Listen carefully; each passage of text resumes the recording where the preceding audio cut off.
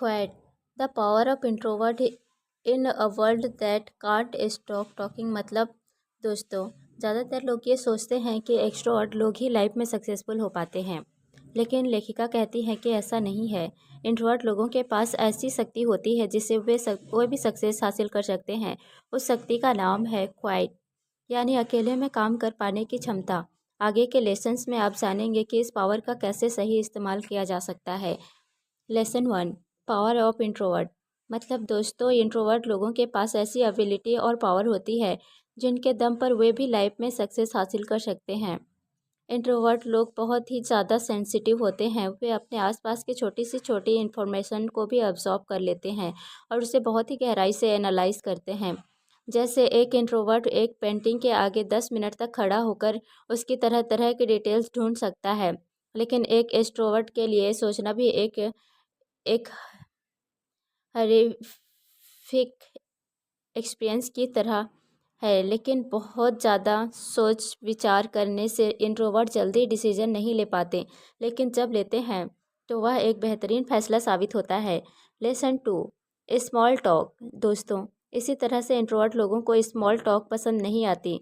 जब दूसरे उन्हें यह बताते हैं कि कल उन्होंने क्या खाया या उनके यहाँ कौन मेहमान आया था, तो उन्हें इन बातों में कोई गहराई नज़र नहीं आते। इसके बजाय वो किसी फिलोसफी या एथिकिक एथि एथिक्स आदि पर चर्चा करना ज़्यादा पसंद करेंगे। सुजन कहती है कि जो व्यक्ति स्मॉल टॉक में रुचि लेता है वो ज़्यादातर एक्सट्रोवर्ट होता है, और जो स्मॉल टॉक को पसंद नहीं करता वो इंट्रोवर्ट होता है।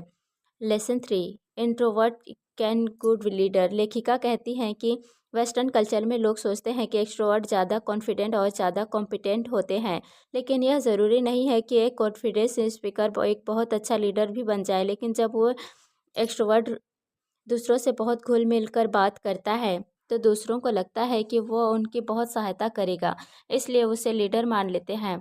इसके विपरीत कोई इंट्रोवर्ट एक कोने में बैठकर चुपचाप अपना काम कर रहा हो तो कोई भी उसके पास नहीं जाना चाहेगा।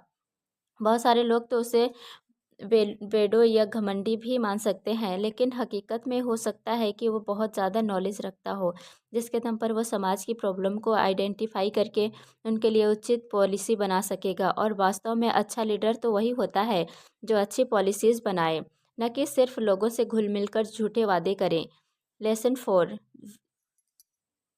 Break stereotype. मतलब लोगों ने यह स्टेरियोटाइप बना रखा है कि अगर आप एक्सट्रोवर्ट हैं तो ज़्यादा सफल हो जाएंगे। हाँ, यूनिवर्सिटी भी अपनी ग्रेजुएट स्टूडेंट को एक्सट्रोवर्ट बनाने की तरफ ध्यान देती है। वे उनके लिए ग्रुप वर्क, सेमिनार, प्रेजेंटेशन आदि के जरिए उनमें एट्रोवर्सन का ट्रेड डालना चाहती है, लेकिन यह सब इंट्रोवर्ट स्टूडेंट को बिल्कुल भी पसंद नहीं आता। उन्हें यह सब डिस्ट्रैक्टिंग और इंटरफेयरिंग लगता है। इसके बजाय वे क्वाइट में बैठकर सोचना ज़्यादा पसंद करते हैं। इसके विपरीत अगर आप जापान में जाएं तो वहाँ ये सब नहीं है। वहाँ पर स्टूडेंट चुपचाप पढ़ाई करते हैं और अपने नोट्स बनाते हैं। बिना पूछे वे किसी से बात करना पसंद नहीं करते। वहाँ पर कोई किसी को एक्सट्रोवर्ट बनने के लिए फोर्स भी नहीं करता। लेकिन इसके बावजूद जापान के लोग बेहद प्रतिभाशाली हैं और जापान एक महाशक्ति है। यह सब उन्होंने क्वाइट की शक्ति से हासिल किया है। लेसन 5, कंपनी का कल्चर। लेखिका कहती हैं कि कंपनीज को ऐसा कल्चर बनाना चाहिए जहाँ पर इंट्रोवर्ट लोग भी अपना कंट्रीब्यूशन दे सके। ज़्यादातर ऑफिस में meeting, brainstorming session, presentation, workshop, seminar, events आदि रखे जाते हैं। ये सब एक्सट्रोवर्ट लोगों को तो बहुत पसंद आता है, लेकिन इंट्रोवर्ट लोगों को ये केवल वेस्ट टाइम लगता है। वे किसी भी टॉपिक पर चर्चा करने के बजाय उसमें जुटकर काम करना ज़्यादा प्रेफर करते हैं। कुछ लोग मीटिंग में बेसिक पैर की बातें करते हैं और कुछ हंसी मजाक से भी मीटिंग को लंबा खींच देते हैं। इंट्रोवर्ट्स को यह भी अच्छा नहीं लगता। Lesson 6, visibility. मतलब दोस्तों, विजिबिलिटी अंतर्मुखी लोगों के लिए बहुत बड़ा चैलेंज है। बहुत से एक्सट्रोवर्ट लोग हमेशा बॉस के पास जा जा के चापलूसी करते हैं, उनकी झूठी तारीफ आदि करते हैं और ऐसे इवेंट्स के आइडियाज़ देते हैं जो होते तो बकवास हैं, लेकिन वे ऐसे बताते हैं कि मानो बहुत इम्पोर्टेंट हो। इंट्रोवर्ट ये सब नहीं करते। वे बड़े से बड़ा काम अकेले कर देते हैं और किसी से डिस्कस भी नहीं करते। उनके बॉस के सामने भी कोई विजिबिलिटी नहीं होती।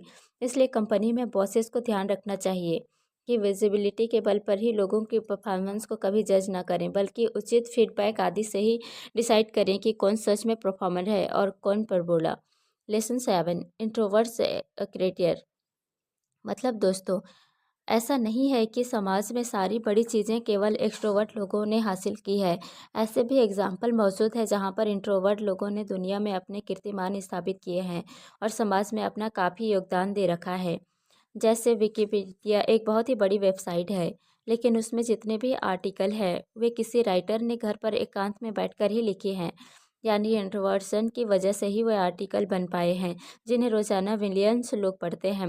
क्या वे आर्टिकल्स ऑफिस के भीड़ भाड़ वाले माहौल में लिखे जा सकते हैं? कभी नहीं। इंट्रोवर्ट लोग अकेले बैठकर बहुत देर तक सोच विचार कर सकते हैं, ये उनकी पावर होती है। और राइटिंग के लिए तो ये ट्रेड बहुत ही ज़रूरी है। अगर आप एक जगह टिक कर बैठ सकें और घंटों तक सोच विचार कर सकें, तभी तो अच्छे आर्टिकल्स, नॉवेल्स, ग्लोव्स आदि लिख सकते हो। एक एक्सट्रोवर्ट ये सब नहीं कर सकता। वह एक जगह बैठने की बजाय दूसरे लोगों के साथ गपशप, हंसी मजाक आदि करने में ज़्यादा दिलचस्पी रखता है। अगर उसे अकेला बैठना पड़ जाए तो बहुत ही बोरियत का अनुभव करता है। इसलिए कुछ भी क्रिएटर करना हो, वहाँ पर इंट्रोवर्ट का ये पर्सनल ट्रेट बहुत ही काम का सिद्ध होता है। ये ट्रेट के ज़रिए वे बहुत ही महान कार्य कर सकते हैं। लेखिका जेके रोलिंग में हैरी पॉटर जैसा इतना बड़ा नॉवल अकेले बैठकर ही लिख डाला था। इसलिए कंपनीज को चाहिए कि अपने यहाँ इंट्रोवर्ट लोगों को भी एडजस्ट करने की कोशिश करें।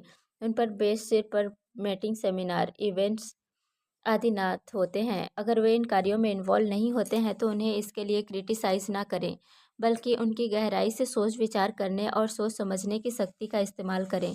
जैसे वे प्रोजेक्ट की प्रॉब्लम को अच्छे से एनालाइज करके एक स्ट्रेटजी आपको दे सकते हैं या बहुत अच्छी प्रेजेंटेशन बना सकती है। इन सब के लिए उन्हें अकेले में टाइम चाहिए, ना कि उन्हें मीटिंग्स आदि का हल्ला। Lesson 8, introverts are not alone. मतलब दोस्तों, लेखिका कहती है कि अगर आप इंट्रोवर्ट हैं तो यह मत सोचिए कि आप अकेले हैं। सोसाइटी में बहुत से लोग इंट्रोवर्ट होते हैं और उनके अपने यूनिक ट्रेट्स और योग्यताएं होती है। अपने यूनिक टैलेंट की पहचान कीजिए और उसी के आधार पर ही कोई प्रोफेशन या जॉब चुनिए। इससे आपको जॉब सेटिस्फेक्शन मिल पाएगा, आप लाइफ में हमेशा खुश रह पाएंगे। Lesson 9, ambivert. मतलब दोस्तों, सुजन किन कहती है कि हर इंट्रोवर्ट को कोशिश करनी चाहिए कि वह एम्बिवर्ट बनने की कोशिश करे, यानी अपने अंदर थोड़े बहुत एक्सट्रोवर्ट के गुण लाए। हमेशा मीटिंग और सेमिनार आदि को क्रिटिसाइज ना करके उसमें भाग ले और उसमें जो ज़रूरी बातें हैं उन्हें नोट करें। जो चीज़ें बाकियों को पसंद नहीं है उन्हें ना बोलें, केवल उनको आराम से सजेशन देते रहें। साथ ही हमेशा सीरियस ना रहें, हर चीज़ में फ़िलॉसफी ना ढूंढें। लाइफ में एंटरटेनमेंट, हंसी मजाक आदि की भी वैल्यू है। इससे स्ट्रेस और डिप्रेशन भी दूर होता है। इसलिए कोशिश कीजिए और इन चीज़ों में शामिल होने की कोशिश कीजिए। Lesson 10, advice to extrovert. इसके बाद लेखिका एक्सट्रोवर्ट लोगों को भी कुछ एडवाइस देती हैं और कहती हैं कि वे इंट्रोवर्ट लोगों की मानसिकता को समझें, उन्हें गलत ना समझें और उनके इस नेचर के लिए जज ना करें। उन्हें वेडो संख्या आदि कहकर ना बुलाएं। इंट्रोवर्ट लोग अपने भीतर की दुनिया में ज़्यादा रहना पसंद करते हैं। उन्हें गहन सोच विचार करने की आदत होती है। वे बाहर के लोगों की तरफ ज़्यादा ध्यान नहीं देते। जो चीज़ें एक्सट्रोवर्ट को पसंद आती है वे उन्हें पसंद नहीं करते। लेकिन ये भी तो ज़रूरी नहीं है कि हर आदमी हमसे एग्री करे और जो हमें पसंद है उसे भी पसंद आए। जो लोग अलग सोचते हैं उनके भी बहुत इम्पोर्टेंस होती है। कई बार हमारे किसी प्रोजेक्ट में हमसे अलग सोचने वाले लोग कुछ ऐसा सजेशन देते हैं जिससे सामान्य प्रोजेक्ट भी एक्स्ट्रा ऑर्डिनरी बन जाता है। इसलिए इंट्रोवर्ट्स की बात को ध्यान से सुनना चाहिए और उनके सजेशन पर गौर करना चाहिए। Lesson 11, quite is a power. अंत में लेखिका कहती हैं कि अगर आप एक इंट्रोवर्ट हैं तो इस किताब में दिए गए टिप्स को अमल में लाइए और लाइफ में बहुत सक्सेसफुल बन जाइए। वीडियो को अंत तक देखने के लिए धन्यवाद। अगर आप इस चैनल पर नए हैं तो सब्सक्राइब ज़रूर करिए जिससे कि ऐसे ही वीडियो आप तक आसानी से आती रहे। धन्यवाद।